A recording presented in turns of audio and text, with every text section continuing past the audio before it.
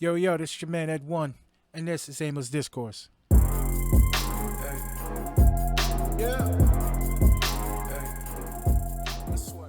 Tonight, I got something crazy for you. How to survive a zombie apocalypse. Let's get into this video, man.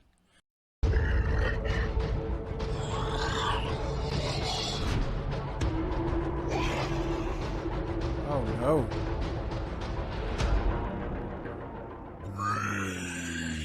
Is that a video game? Rotten, reanimated, and ravenous for humans. The dead are rising from their graves. The whole world is in a frenzy. The infections are spreading World fast, War Z, good movie. and it's overwhelming our defense. Here's how to survive a zombie apocalypse. Zombies have swarmed folklore and pop culture all throughout history.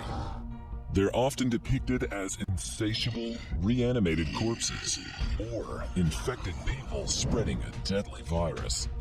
Either way, they're never in a good mood to come back from the dead, and they've got a craving for fresh human flesh. What should you do if you're surrounded by zombies? Do you stay put? No, you run. Do you get out as soon as possible? Yes. Here's a few tips that might save your skin and your brains. Step 1. Run. Hunkering down in a city might look like a good idea. You can live in the fanciest buildings. It won't be hard to find supplies, and you'll have access to loads and loads of food. That's what I'm talking about. But food and supplies aren't the only things you'll be swimming in. Soon enough, you could be surrounded by thousands of zombies. A study by the University of Leicester theorized that in about 100 days, humankind would fall to the apocalypse. I have a question. So there was a study done by the University of whoever, and they theorized. How did they do the study? So clearly the study is not peer-reviewed. I'm saying, they did a study and came up with a theory. Zero facts involved. 100 days, you're telling me we would get consumed by zombies. Yeah, I don't know. Got some tough out here. You know what I'm saying? And I'm one of them. There would be less than 300 human survivors. And the zombies You're lying. outnumber us 1,000,000 to 1. No way. So get out of the city and as far away from populated areas as humanly possible. From what movies have told us, zombies are terrible swimmers. Finding refuge on a boat would be your safest bet to get away from zombies. And whatever you do, don't head straight to the gun store once the news breaks out. Sure, it may seem like a good idea to defend yourself, but tons of panicking people scrambling to arm themselves doesn't make for a good situation. In a stressful situation like this, there's bound to be friendly fire and a number of misfires. You're hurrying to get out of town, but there aren't any bodies of water nearby. Where should you go now? Run to the hills. Step 2. Why would you run to the hills? I'm gonna have to do some research. Why would I run to the hills if there was a zombie apocalypse happening? Zombie-proof your safe house. Unfortunately, you're stuck on land where the zombies have a better chance of having you for dinner. The next best place to go are hilly, mountainous regions. Hopefully, you won't run into a pack of zombies that were hikers in their past lives. Did anybody see this movie? This movie's crazy. Most zombies will have a hard time wrapping their heads, or lack of a head, around unstable terrain. Once you've found an elevated spot, you'll want to find a building made of concrete. Why elevation? How does elevation help you? Is the water the best bet, or does elevation, is elevation the key? And concrete, no less. Why concrete? Please explain, my friend. Brick or metal.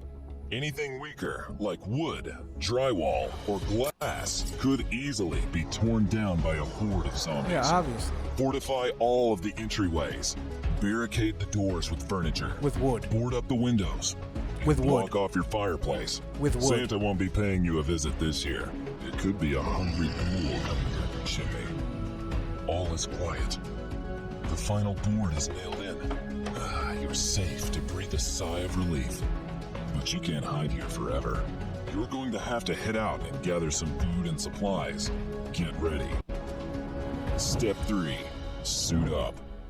Fashion a suit of armor out of anything you can find. Suited and zooted.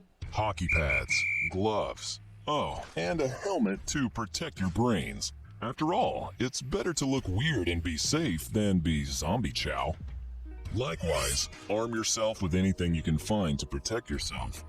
When in doubt, always stay away and avoid fighting the zombies. You should only use your weapons if they get a little too close for comfort. Step 4. Gather the essentials. Don't drive to the supermarket. The loud noise could alert the zombies. Bro, so if there's a zombie apocalypse, do they run or can they not run? Because if they can't run, I'm winning. If they can run, it's over. Again, you're going to want to avoid densely populated areas, so your trip to the store doesn't turn into a bloody one. Gather enough bottled water and non-perishable items, like canned foods, to last you a minimum of a few weeks. Spam. Stock up on important medications, first aid supplies, and emergency supplies such as batteries, a cell phone, and a radio. Look for warm clothes and bedding to keep you comfortable too. It might get a little chilly if there's no one around to keep the electricity and heating running. You're done gathering the supplies, but there are a lot more zombies outside than when you first arrived. There's nowhere to go. You're going to have to get up close and personal with these ankle biters. Yeah, nah, you're not getting me. Step 5. Mask your scent. You might be able to handle 1 or 2 zombies, but there are way too many out there to fight. Try to hide until they leave, or create a distraction. But if all else fails, you're going to have to stroll with the Walking Dead. You're going to have to smell like them too. Camouflaging yourself in zombie flesh or guts could mask your smell from the zombies, letting you walk right past them. I think I'm gonna be sick. Researchers at Doane College in Nebraska even concocted a perfume to help camouflage against zombies. They call it Ode to Death. What's wrong with you people? Huh? Romantic. It uses 2 chemical compounds that a decomposing body produces. What's wrong with you people? Huh? Putrescine and cadaverine. The result, well, smells like rotting flesh. Maybe we could just arm ourselves with bottles of Ode to Death in a zombie apocalypse. You test it out. Now, let's wash off these zombie guts. While hordes of hungry zombies might seem far-fetched, there are lots of other things in the world that could eat us. How would you deal with a piranha feeding frenzy? I don't know, man. I think I would survive for a good percentage of the time. Maybe until we got back on our feet. Listen, the perfume, I'm not wearing a perfume. I'm not wearing no dead body. I'm not wearing guts from a dead body. I'm not wearing guts from a zombie. I'm not doing it, but I will survive. But listen, man, that was fun. We have to do it again sometime, real soon. Feel me? But yeah, it's Halloween. It's not, but I'm in the season. I'm in the feeling for the season. Ghouls, goblins, zombies, werewolves, vampires, you name it. Let's get it. Like the video, subscribe, and share it with your mama, daddy, grandmama, nana, big mama, brother, uncle, auntie, sister, baby's kids, all the kids. Deuces. Hey. Yeah. Hey. I swear.